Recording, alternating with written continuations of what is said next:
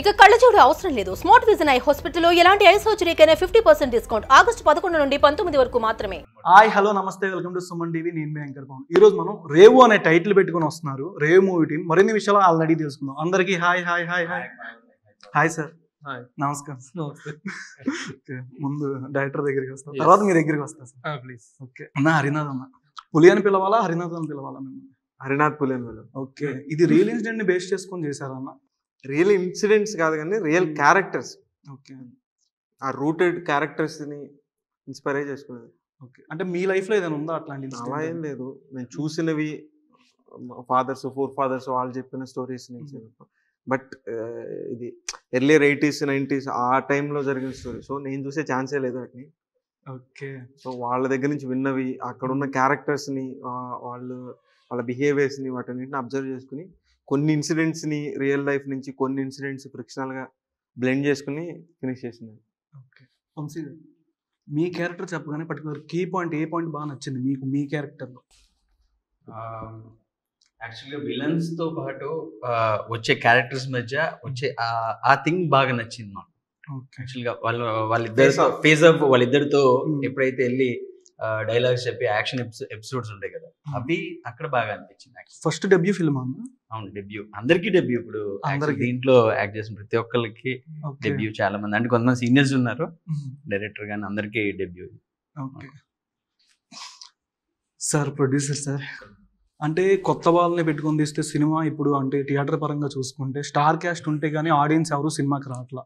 వీళ్ళని నమ్మి మీరు ఎట్లాగా ప్రొడ్యూస్ అంటే ఏం చెప్తారు? డైరెక్టర్ నమ్మారా, కథను నమ్మారా? నేను ఈ సినిమా నమ్మాను డెఫినెట్గా చెప్తున్నాను అన్ని ఇంటర్వ్యూస్ లో కూడా. ఈ ప్రాజెక్ట్ నా దగ్గరికి వచ్చేటప్పటికి already finished project. So finish project మేము రెడీమేడ్ గా అవైలబిలిటీలో ఉంది. కరెక్ట్ గా మనం ప్రజెంట్ చేస్తే మంచి మూవీ అవుతుంది, ఒక మంచి కంటెంట్ ఉన్న మూవీ అని చెప్పి బిలీవ్ చేస్తాం. ఆ బిలీవ్ చేయడానికి కారణమైన రాంబాబు గారు, పరపనేని రాంబాబు గారు కానీ, ప్రభు గారు కానీ, they are the ones who believed the project has some substance in it. దాన్ని మేము చూసినప్పుడు కూడా అదే ఎక్కడ తగ్గకుండా, అంటే వాళ్ళ నమ్మకం ఏదైతే నా దగ్గర తీసుకొచ్చిందో నా నమ్మకం కూడా అది ఇంకా రెట్టింపైంది సినిమా చూసినప్పుడు. సో అట్లా నేను నా ఫ్రెండ్ నవీన్ ఇద్దరం కలిసి మేము ఈ ప్రాజెక్ట్ని ఇన్వాల్వ్ అయ్యి ఈ స్టేజ్కి తీసుకురాగలిగాం. రేపు 23వ తారీఖు రిలీజ్ అవుతుంది. డెఫినెట్గా ఒక కల్ట్ సినిమా చూశారు తెలుగు వాళ్ళు అనే ఒక ఫీల్ మాత్రం వస్తుంది. తీశారు ప్రొడ్యూసర్ స్టోరీని వెతుక్కుంటారు, స్టోరీ ప్రొడ్యూసర్. ఈ సినిమా డెఫినెట్గా ఈ కంటెంట్ మమ్మల్ని ఎత్తుకుంటూ వచ్చింది, మేము ప్రేక్షకులను ఎత్తుకుంటూ వెళ్తున్నాం. సో డెఫినెట్గా ప్రేక్షకులు కూడా డెఫినెట్గా ఈ కథని వాళ్ళ ఇంటికి తీసుకెళ్తారు. అందరు క్యారెక్టర్స్ నెక్స్ట్ లెవెల్కి వెళ్ళడం అనేది మాత్రం. ఓకే, రేవు సార్ నమస్కారం సార్. నమస్తే. ఆల్మోస్ట్ 30 years మీడియా జర్నలిస్ట్గా చేశారు, మళ్ళీ డైరెక్టర్గా చేశారు అండ్ ఫిలిం క్రిటిక్ కూడా. మీకు ఈ స్టోరీ అనగానే మీరే యాజ్ ఏ డైరెక్టర్, మీకు డైరెక్టర్గా హరినాథ్ గారిని స్టోరీ చెప్పగానే మీకు ఎట్లా అనిపించింది? మీకు వీడియోలు చూపించారని మీరు చెప్పారు లాస్ట్ టైం. మీకు ఎట్లా అనిపించింది? అంటే మీరు అన్నారు బాగా బుర్ర తినేస్తున్నాడు బాగా అని చెప్పారు కదా, మీకు ఎట్లా అనిపించింది వంశీ గురించి? సాధారణంగా ఏదైనా ఒక సినిమా అనేటువంటిది దర్శకుడితో, రైటర్తో, ప్రొడ్యూసర్స్తో కూర్చొని కథా చర్చలు అయిన తర్వాత సినిమా అనేటువంటిది టేక్ ఆఫ్ అవుతుంది. కానీ అలాంటివి ఏవి ఈ సినిమా విషయంలో జరగలేదు. ఈ సినిమా అంతా పూర్తి అయిపోయిన తర్వాత ఒక స్టోరీలు అనేటువంటిది నాకు చూపించడం జరిగింది. అంతే తప్ప బిగినింగ్ స్టేజ్ నుంచే ఈ సినిమాలో మేము ఇన్వాల్వ్ అయ్యాం, మేము ప్రొడ్యూస్ చేసాం, మేము అది చేసాం, ఆయన నిర్మాణం చేశారు, మేము సూపర్వైజన్ చేసాం అనేటువంటిది లేదు. That is not. ఈ సినిమా రెడీమేడ్గా ప్లగ్ అండ్ ప్లేగా ఉన్నటువంటి ఒక సినిమాని టేకప్ చేసి వీళ్ళు వాళ్ళకున్నటువంటి బలాలు, కొత్త వాళ్ళు, అసలు ఎలాంటి పూర్వానుభవం లేదు తనకి, డైరెక్టర్గా కానీ యాక్టర్గా తనకు కానీ, మిగతా ఆర్టిస్టులు టెక్నీషియన్స్ ఎవరికి కూడాను ఎక్స్పీరియన్స్ అనేటువంటిది లేదు. ఇలాంటి వాళ్ళు తమ ఉన్నటువంటి ఇంట్రెస్ట్ తోటి ఒక సినిమా చేయాలనేటువంటి ఆశతో వాళ్ళు మొదలు పెట్టుకొని వాళ్ళు చేసుకున్నటువంటి సినిమాని అనుకోకుండా నాకు ఒక 4-5 నిమిషాల షో రీల్ చూపించడం జరిగింది. షో రీల్ చూస్తే బాగుంది, ఇంట్రెస్టింగ్గా ఉంది ఇది అనేటువంటి కాన్ఫిడెన్స్ ఏర్పడిన తర్వాత, సరే ఐఎమ్ సార్, మీరు సీనియర్ జర్నలిస్ట్ సార్, మీరు మాకు హెల్ప్ చేయాలి సార్, మాకు సినిమా రిలీజ్కి మీరు ఇది చేయాలి సార్, సజెస్ట్ చేయాలి సార్ అంటే, సరే అయిపోయిన తర్వాత 2 years చూద్దామని చెప్పాను. చెప్పిన తర్వాత అయిపోయిన తర్వాత మొత్తం కంటెంట్ తీసుకుని వచ్చేసి ఒక రోజున సినిమా చిన్న ల్యాప్టాప్లో చూడటం జరిగింది. పెన్ డ్రైవ్లో తీసుకుని వస్తే ల్యాప్టాప్లో చూడటం జరిగింది. అప్పటికి ఆర్ఆర్ కానీ సినిమా సంబంధించినటువంటి టెక్నికల్ సపోర్ట్ ఏది లేదు. ఒక రా కట్ని మేము చూడటం జరిగింది. చూసి బాగుంది, ఇది ఇంట్రెస్టింగ్గా ఉంది సినిమా, ఇట్స్ గోయింగ్ గుడ్ అనేటువంటి కాన్ఫిడెన్స్ ఏర్పడిన తర్వాత అప్పుడు ఓకే వీళ్ళు దీన్ని ఎలా మేము ప్రమోట్ చేద్దాం అనుకున్న టైంలో నాకు మిత్రుడు రాంబాబు, తర్వాత నేను రాంబాబు సినీ జోష్ పత్రిక అధినేత తను జాయిన్ అవ్వటం, ఇద్దరం కలిసి అనుకుంటే ఎవరైనా ప్రొడ్యూసర్స్ దీనికి ఈ టేస్ట్ని అర్థం చేసుకుని సినిమాలో ఉన్న డెప్త్ని అర్థం చేసుకుని ఒక ప్రొడ్యూసర్ ఏమన్నా దొరికితే వీ విల్ గో ఫార్వర్డ్ అనుకున్న టైంలో మురళీ గింజపల్లి గారు అలాగే నవీన్ పారుపల్లి గారు వారి మిత్రులు ఆయన వాళ్ళిద్దరూ as they have come forward బాగుందంటే వారు అమెరికా నుంచి వచ్చారు. మురళీ గారు అమెరికా నుంచి ఇక్కడికి వచ్చినప్పుడు చూపిస్తే ఆయనకి ఇమీడియట్గా చూసి నాకు చాలా బాగా నచ్చింది, నేను ఇమీడియట్గా నేను టేకప్ చేస్తానని చెప్పేసి ఆయన ముందుకు రావడంతో ఈ రేవు అనేటువంటిది ప్రేక్షక తీరాలకు చేరుతుంది. అది ఆ విధంగా ఈ సినిమా టేకాఫ్ జరిగింది. అంతేకాని బిగినింగ్ నుంచి ఇదిలో లేదు. అంటే ఎంత రిస్క్ ఇందులో ఇన్వాల్వ్ అయ్యిందంటే కొత్త వాళ్ళు, కొత్త మొహాలు, ఆర్టిస్టులు కానీ టెక్నీషియన్స్ కానీ ఎవరికి ప్రీవియస్ ఎక్స్పీరియన్స్ లేని వాళ్ళ మీద ఇంత పెట్టుబడి పెట్టి పబ్లిసిటీ పాయింట్ ఆఫ్ వ్యూలో కానీ మేకింగ్ విషయంలో కానీ ఇంత రిస్క్ తీసుకోవటానికి మమ్మల్ని ప్రొవోక్ చేసిందంటే విషయంలో సినిమాలో ఎంత కంటెంట్ ఉంది, ఎంత డెప్త్ ఉంది అనే విషయం అర్థమవుతుంది. ఆ రిస్క్ తీసుకోవడానికి ఇష్టపడి కష్టపడి ఆ ముందుకు వచ్చినటువంటి వ్యక్తులు వాళ్ళ టేస్ట్ని వాళ్ళ గట్స్ని అభినందించాలి. అంటే మురళీ గారిని, నేను నవీన్ పారుపల్లి గారి వాళ్ళ గట్స్ వల్ల this has happened, it has come forward. Okay sir. అంటే రీసెంట్గా ఎక్కడ చూసిన రేవ్ అనే వర్డ్ బాగా వైరల్ అవుతుంది సార్. ఈ పేరు మీరే సజెషన్ చేస్తారా? ఆ రేవు సజెషన్ వాళ్ళదే. రేవు అనేటిది ఎందుకంటే సినిమా కథ మొత్తం కూడాను ఆ రేవు నేపథ్యంలో జరుగుతుంది, మత్స్యకారుల జీవన నేపథ్యానికి సంబంధించినటువంటి కథాంశం కాబట్టి ఆ పాత్రలో అక్కడ నేటివిటీకి సంబంధించినటువంటిది కాబట్టి రేవు అనే టైటిల్ వాళ్ళు పెట్టడం జరిగింది. అయితే కథ మొత్తం సినిమా మొత్తం చూసిన తర్వాత the land of blood shed అనేటువంటి ఒక ట్యాగ్ లైన్ మాత్రం నేను ఇవ్వటం జరిగింది. ఎందుకంటే కథకి కరెక్ట్గా యాప్ట్ అయ్యేటువంటి ట్యాగ్ లైన్ అది. కథలో ఉన్నటువంటి ఇమోషనల్ డెప్త్ని, ఆ కథలో ఉన్నటువంటి ఆ వైలెంట్ కంటెంట్ని రిప్రజెంట్ చేసేటువంటి ఒక ట్యాగ్ లైన్ కావాలి అనుకున్నప్పుడు నాకు తట్టినటువంటి tag line the land of bloodshed. మీకు బాగా స్టోరీలో నచ్చిన పాయింట్ ఏంటి సార్? నాకు వైలెన్స్, యాక్షన్ పరంగా అంటే కథని నడిపిన విధానం పర్టికులర్గా ఒక పర్టికులర్ పాయింట్ మీద ఎప్పుడూ ఏ సినిమా నచ్చదు. మొత్తం ఓవరాల్ కంటెంట్ ఏమిటి, overall flow of the film ఎలా ఉంది, పాత్రల కన్సీవింగ్ ఎలా ఉంది, కథను ఎలా టోటల్గా ఎలా నరేట్ చేశాడు, ఇవన్నీ టెక్నికల్గా ఎలా చూపించగలిగారు, ఎంత ఇంట్రెస్టింగ్గా షార్ట్ కంపోజింగ్ జరిగింది, ఇంత చక్కగా స్టోరీని కూర్చున్నంతసేపు ఎంగేజింగ్గా చెప్పగలిగాడు అనేటువంటిది ఓవరాల్ సినిమా. ఈ పర్టికులర్ సీన్ ఆ పర్టికులర్ సీన్ అనేటువంటిది కాదు. ఆ విధంగా మొత్తంగా అంటారు film makes a seat in the ఒక సీట్ ఎడ్జ్లో కూర్చోబెట్టే ఇది సెకండ్ హాఫ్ ముఖ్యంగా విలన్స్ క్యారెక్టర్, రెండు అన్నదమ్ముల విలన్స్ క్యారెక్టర్ సెంటర్ అయిన దగ్గర నుంచి ఒక సీట్ ఎడ్జ్ ఎంగేజింగ్ కంటెంట్తో వెళ్తుంది సినిమా. ఓకే. ఈ టైంలో ఏం చేస్తావు అన్నా నువ్వు? ఈ టైంలో ఏం చేస్తావని? ఏ టైంలో అయినా? ఈ టైంలోనా? ఈ టైంలో ఏముంటాయి స్టోరీ డిస్కషన్ కూర్చుంటే కొత్త స్టోరీ ప్రిపేర్ చేద్దామని ఆలోచిస్తాము. సో దానికి ఇంకేమైనా యాక్టింగ్ ప్రిపేర్ చేసుకున్న ఆ పనులు ఎక్కువ చేస్తూ ఉంటాం. నేను ఆ డైలాగ్ సీన్లో చెప్తున్నా, సినిమాలో ఆ డైలాగ్ సీన్ అడుగుతున్నా. అన్న డైరెక్టర్ గారు బాగా ఇబ్బంది పెట్టేశారు, తీసుకెళ్ళి చంపేశారు అని అన్నాం, చంపేసే పరిస్థితుల దాకా వచ్చినాయి అని అన్నాం.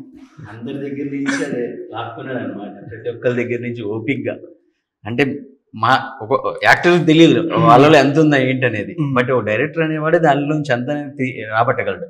సో ఆ విషయంలో మాత్రం మామూలుగా బాగా చదువుకోవాల్సిన పిల్లల్ని టీచర్లు రుద్దుతారు, చేపను రుద్దుతారు అంటారు. ఆ విధంగా రేవులో పడేసి అది కాదే డైరెక్టర్, రేవులో చేపలను రుద్దినట్టు రుద్దబెట్టి అంత అద్భుతమైన పర్ఫార్మెన్స్ వచ్చింది. కొత్త యాక్టర్స్ దగ్గర నుంచి రేవు అనేది ఎలా అయ్యేదంటే మా ఫ్రెండ్స్ అందరం కలిసి చేసాం, ప్రతి దానిలో అందరూ ఇన్వాల్వ్ అయినారు.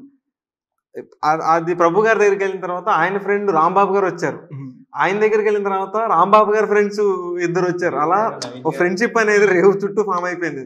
ఒకసారి వీళ్ళందరినీ కూడా తీసుకెళ్లాల్సిందమ్మా. మధ్యలో బోట్ డ్రైవర్ కొంచెం మస్కా కొట్టారని చెప్పారు కదా, ఒకసారి ప్లాన్ చేయొచ్చు కదా అందరితో. ఎక్స్పీరియన్స్ ఉండాలి కదా అందరికీ. వస్తాము తిరిగి వస్తాము అనేది నమ్మకాలు మాకు లేదు. ఒక మూమెంట్ మరి ఎలా తీసుకెళ్ళిపోతాం అన్న అంత లోపలికి? తీసుకెళ్ళిపోతాం, వెళ్ళాల్సి వచ్చింది. ఈత వచ్చా అన్న? ఈత వస్తే మాత్రం సముద్రం వేస్తావు నువ్వు. మామూలుగా జస్ట్ ఉండడానికైనా కసేమైనా కొడతారు కదా కొంచెం. పొద్దున్న ప్రేక్షకులు కూడా అంత లోతుకి థియేటర్లోకి తీసుకెళ్తారు, వాళ్ళ లోతుల్లోకి తీసుకెళ్తారు క్యారెక్టర్స్. డెఫినెట్గా. అన్న మీది ఫస్ట్ డెబ్యూ ఫిల్మ్ అనుకుంటా, డైరెక్షన్ కానీ సినిమాటోగ్రఫీ బాగా ఎక్సలెంట్గా ఉంది. అంటే స్టార్టింగ్ ఒక వర్షం పడేది, షార్ట్ అన్నది బాగా పెట్టారంటే కిందకి దశవతారంలో ఉంటుంది. స్టార్టింగ్ బోట్ సీన్ ఒకటి లాగా మనకు వచ్చేది సాంగ్ కానీ, మళ్ళీ రీసెంట్ గా అంతం సాంగ్ అనేది 135K వ్యూవర్షిప్ వచ్చింది అన్న. ఎక్సలెంట్ గా ఉంది సాంగ్ కూడా.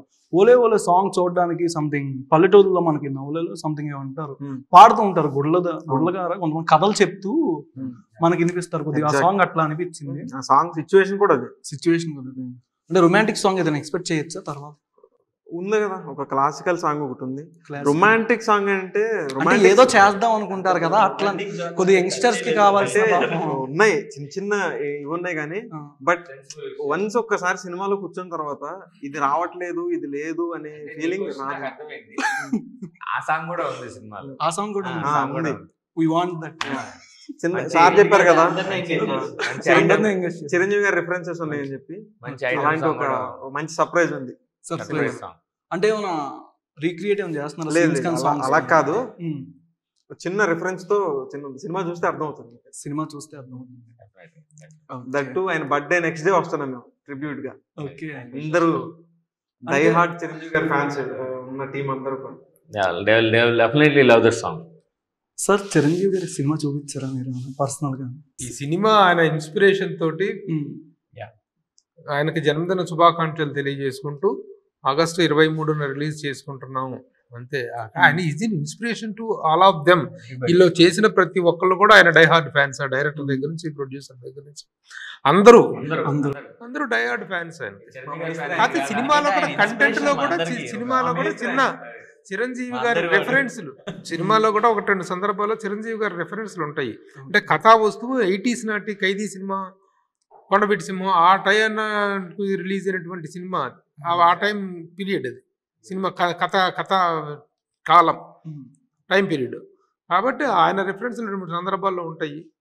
ఇక వీళ్ళందరూ కూడా ఆయన డైహార్డ్ ఫ్యాన్స్ కాబట్టేసి అదే సమయానికి సినిమా రిలీజ్ అవుతుంది కాబట్టి, ఆగస్టు 23వ తారీఖున రిలీజ్ అవుతుంది కాబట్టి, 22వ తారీఖున చిరంజీవి గారి బర్త్డే వస్తుంది కాబట్టి ఆ రోజు రిలీజ్ చేయొచ్చు కదా సార్. అంటే ముందే అది గురువారం అవుతుంది. చిన్న సినిమాలు 3 రోజులు థియేటర్లో 10 వీక్స్ డే సస్టైన్ చేయడం అనేటువంటిది సాధ్యపడే విషయం కాదు.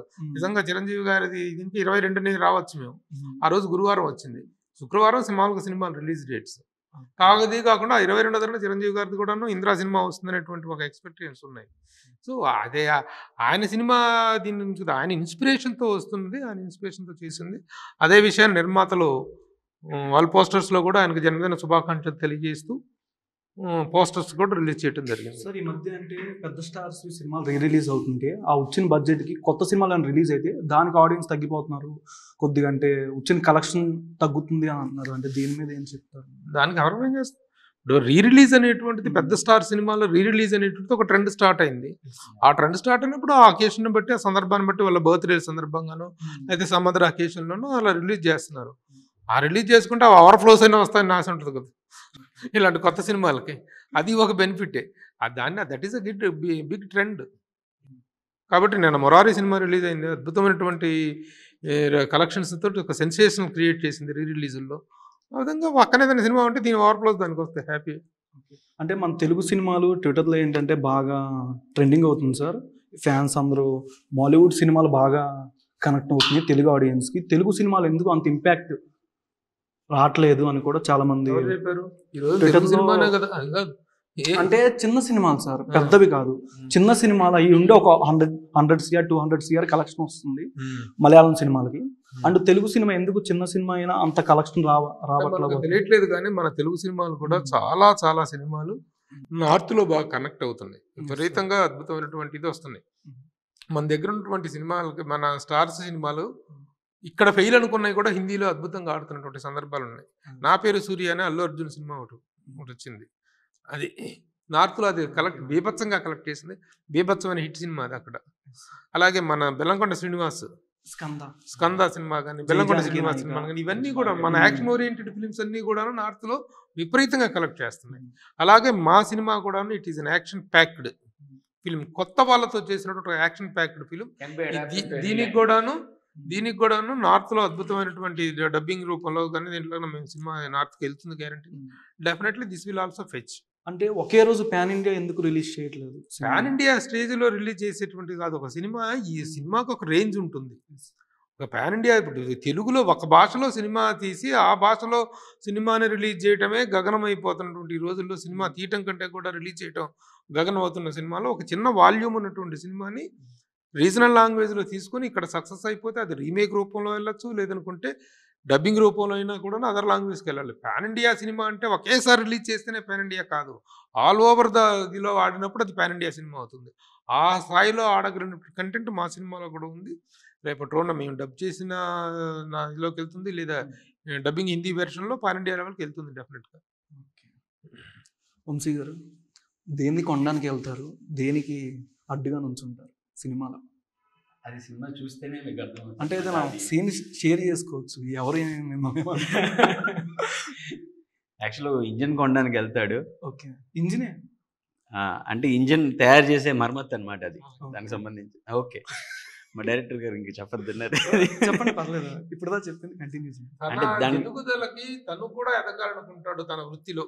అక్కడ రేవులో హంటింగ్ అనేటువంటిది, చేపల వేట అనేది మత్స్యకారులకు చేట, ఇది సముద్ర సంపద అనేది, మత్స్య సంపద అనేటువంటి ఆ మత్స్య సంపదను సాధించుకోవటానికి తన కళ, తనకు ఏర్పడిన అవరోధాన్ని తను ఎలా అధిగమించాడు అనేటువంటిది కంటెంట్. అది ఎవరిని అందులో దానికి తన ఎదుగుదలకు అడ్డం వచ్చిన వాళ్ళని తను ఎలా అంతమొందించారు అనేటువంటిది, దట్ ఈస్ ద కంటెంట్. అన్నా, నీ కెరియర్లో ఎవరి కోసం ఏమైనా కొన్నవి ఏమైనా ఉన్నాయా, ఇచ్చేది ఏమైనా ఉందా ప్రోగ్రామ్? ఈ సినిమాలో నువ్వేమైనా యాక్ట్ చేసింది ఏమైనా ఉందా చిన్న రోల్లో? అంటే నీ ఫేస్ చూస్తే యాక్ట్ కొద్దిగా అట్లానే అనిపిస్తుంది, రాగా కాదు కానీ నెగిటివ్గా అయితే లేదు. యాక్టింగ్ ఎక్కడ చేసాను? యాక్టింగ్ అంటే చేసినా చెప్పకూడదని సర్ప్రైజ్ లేదు. యాక్టింగ్ చేసి ఫేస్ చూపించి యాక్ట్ చేసి ఏదో చిన్న సజెషన్ అలాంటివి తప్ప. ఫైండ్ వాల్డో అని ఉంటుంది. ఫైండ్ వాల్డో అని మనం ఒక చిన్న బొమ్మ ఇచ్చి అందులో వాల్డోని కనుక్కోమంటారు. అట్లా మేము ఈ సినిమాలో ప్రేక్షకులను అడుగుతున్నాం, find director in the movie. వాళ్ళకి చేస్తే మీరు కనుక గుర్తుపట్టి హీరోని డైరెక్టర్ కనుక మీరు గుర్తుపడితే మేము మీకు ఒక మంచి ప్రైజ్ ఇస్తాం. ఓకే, ఫస్ట్ ప్రైజ్ నాకే ఇవ్వాలి, మా సార్ నాకు చెప్పేస్తారు. సార్ ఇప్పుడు రేవు అనగానే అందరూ షర్ట్లు వేసుకున్నారు, అసలు బోట్ ఉండాలి కదా ఇక్కడ. రేవు అనగానే ఒక పడవ, దాంట్లో కూర్చొని మనం ఇంటర్వ్యూ చేస్తే ఇంకా బాగుండేది కదా. చాలా బాగుంటుంది. కర్రుంటే పక్కన డైరెక్టర్ గారు సీజీలో వేస్తామని చెప్పారు. అసలు ఎక్కడ సీజీ షాట్ యూజ్ చేయనట్టు ఉంది కదన్న, మొత్తం ఒరిజినల్ ఫీల్డ్ లో అనిపిస్తుంది. అంటే మాక్సిమం సినిమా అంతా కూడా న్యాచురల్ అప్రోచ్ తో ఉంటాయి. కొన్ని చిన్న చిన్న ఉన్నాయి, చిన్న చిన్న ఎక్స్టెన్షన్స్ ఉన్నాయి, బట్ మనం ఫైండ్ అవుట్ చేయలేము. బ్యూటీ ఏంటంటే కొన్ని సీన్స్ ఒరిజినల్ గా తీసి అవి చూస్తే సీజీ లాగా అనిపిస్తుంది. అలాంటివి ఉన్నాయి కొన్ని. ఇప్పుడు దాకా రిలీజ్ అవ్వండి మీ డైలాగ్ ఆ స్లాంగ్ లో కావాలి. ఇక్కడ ఎందుకు వచ్చాడాడు, పెళ్ళై నెలైంది, ఇప్పుడు చూడడానికి వచ్చాడాడు. మీరు అక్కడే ఉంటారు కదా. ఈ డైలాగ్ ఎవరిని అంటాడు తెలుసా? వాళ్ళ మామని, వాళ్ళ వైఫ్ తో చెప్తాడు. వాళ్ళ వైఫ్ తో చెప్పే డైలాగ్ వాళ్ళ మామని అంటాడు. వాళ్ళ నాన్న చూడటానికి వస్తే, అమ్మాయి వాళ్ళ ఫాదరు చూడటానికి వస్తే అక్కడ ఈ డైలాగ్ అంటాడు. అంటే మామ అల్లుల మధ్య వైరం.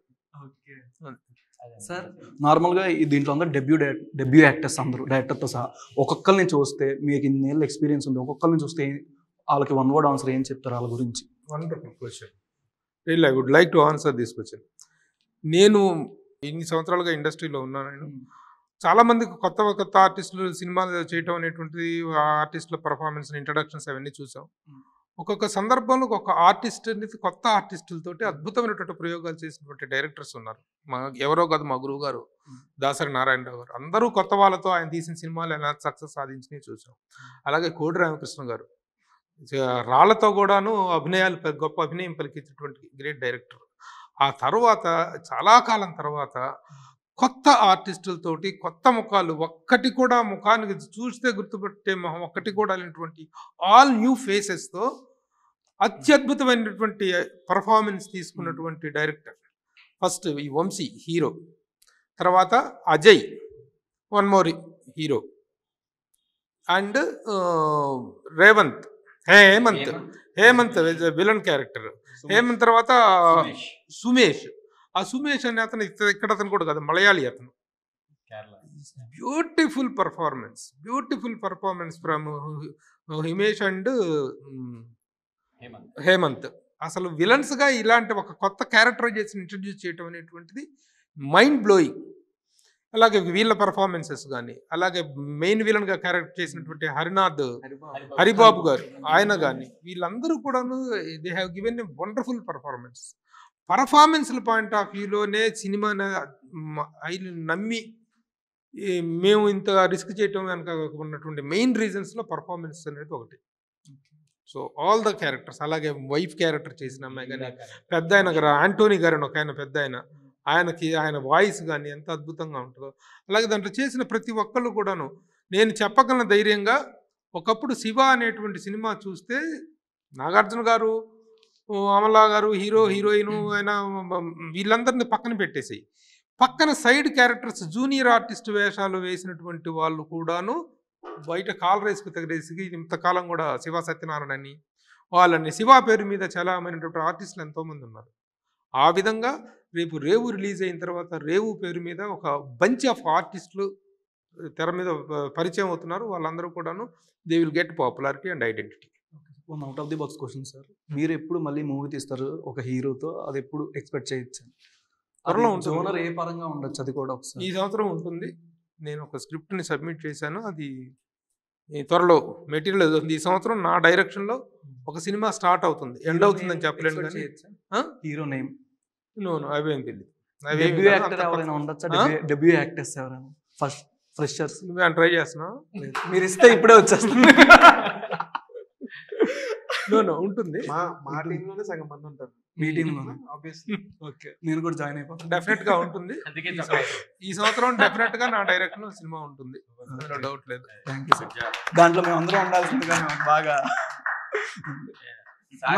సార్ ఇచ్చిన రిఫరెన్స్ కి కంటిన్యూషన్ చేస్తాను. ఈ మూవీలో అంటే శివ రిఫరెన్స్ ఇస్తున్నారు కాబట్టి చెప్తాను. శివ రిఫరెన్స్ లో మనకి శివ సత్యనారాయణ, ఉత్తేజ్ గారు ఒక్కొక్క క్యారెక్టర్ ఈ రోజున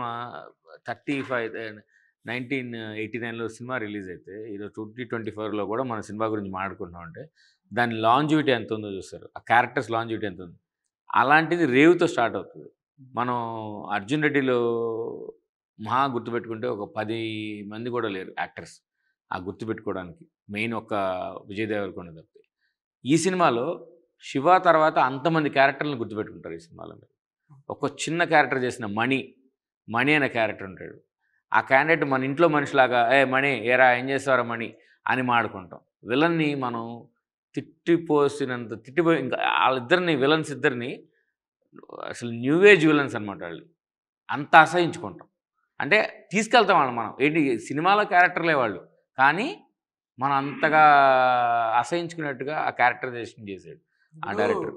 సో ఒకప్పుడు సినిమాలు అంటే సాక్షి రంగారావు గారు అనేటువంటిది సాక్షి సినిమాలో చేయబట్టే, షావుకారు సినిమాలో చేయబట్టి షావుకారు జానకి అనేటువంటిది ఎట్లా వేరుపడిందో ఆ విధంగా వీళ్ళకి రేవు వంశీ అని, రేవు అజయ్ అని, రేవు రేవంత్ అని, హేమంత్ అని ఇలాంటి టైటిల్స్ గ్యారంటీగా వచ్చే అవకాశం డెఫినెట్ గా ఉంది. The land of blood shed అని రాదా సార్ కింద మీరు పెట్టిన టైటిల్? అది నేను పెట్టింది.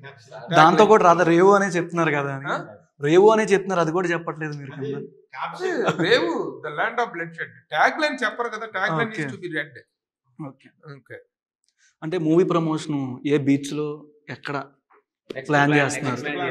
ఎవరెవరు ఉంటారంటే అందరూ మధ్యలోకి తీసుకెళ్ళిపోతారా? రేవు సినిమాని ప్రేక్షకులు థియేటర్ లో చూడండి. రేపు ఆగస్టు 23వ తారీఖున రిలీజ్ అవుతుంది. ఒక గొప్ప సినిమా తీసామని కాదు, బట్ మిమ్మల్ని మాత్రం ఖచ్చితంగా ఎంటర్టైన్ చేసేటువంటి ఒక షీర్ ఎంటర్టైనర్ మేము ఇస్తున్నాం అనేటువంటి కాన్ఫిడెన్స్ మాకుంది. మీ అందరి బ్లెస్సింగ్స్ కావాలి. ఆగస్టు 23న థియేటర్లో సినిమా చూడండి. Thank you very much. Thank you so much sir. And me valuable time నాకు ఇచ్చారు. మూవీ మంచి బ్లాక్ బస్టర్ అవ్వాలని మనస్ఫూర్తిగా కోరుకుంటున్నాను. Thank you so much. Suman టీవీలో మీ పర్సనల్ అండ్ బిజినెస్ ప్రమోషన్స్ కోసం కింది నెంబర్కి కాంటాక్ట్ చేయండి.